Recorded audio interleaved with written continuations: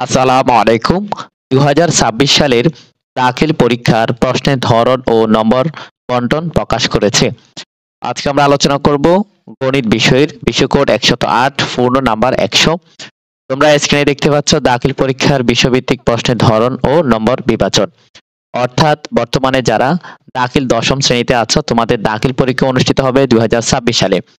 আর সে সময়ের নম্বর বন্টন গণিত বিষয় হচ্ছে সৃজনশীল প্রশ্নের জন্য ৫০ নাম্বার, সংক্ষিপ্ত প্রশ্নের জন্য ২০ নাম্বার, বহু নির্বাচনের জন্য ৩০ নাম্বার।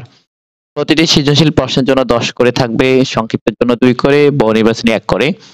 সৃজনশীল প্রশ্ন দেখো, ক বিভাগ অর্থাৎ বীজগণিত অংশ থেকে ২টি, খ বিভাগ অর্থাৎ জ্যামিতি অংশ থেকে ২টি, গ বিভাগ অর্থাৎ ত্রিকোণমিতি ও পরিমিতি অংশ থেকে ২টি এবং ঘ বিভাগ অর্থাৎ পরিসংখ্যান অংশ থেকে ২টি। মোট ৮টি প্রশ্ন থাকবে। প্রত্যেক বিভাগ থেকে ন্যূনতম ১টি করে মোট ৫টি প্রশ্নের উত্তর করতে হবে। সংক্ষিপ্ত প্রশ্ন দেখো, ১৫টি প্রশ্ন থাকবে, তার মধ্যে যে কোনো ১০টি প্রশ্নের উত্তর লিখতে হবে। এরপরে হচ্ছে বহু নির্বাচনী প্রশ্ন, ৩০টি প্রশ্ন থাকবে, সবটির উত্তর লিখতে হবে। এখানে বীজগণিত অংশ থেকে ১২ থেকে ১৫টি থাকবে, জ্যামিতির অংশ থেকে ১০ থেকে ১৩টি থাকবে, ত্রিকোণমিতি ও পরিমিতি এবং পরিসংখ্যান অংশ থেকে ৫টি থাকবে। এখানে দেখো তারিখ দেখো, নতুন করে এটি প্রকাশ করেছে ২৪/২/২০২৫। এখানে ২০২৫ হবে, ভুলে ২৪ লিখেছে, অর্থাৎ ২০২৫ সালে ফেব্রুয়ারি মাসের ২৪ তারিখে এটি প্রকাশ করেছে।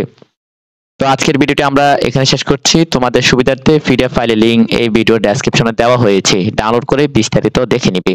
ভালো থাকবে, সুস্থ থাকবে। আল্লাহ হাফেজ।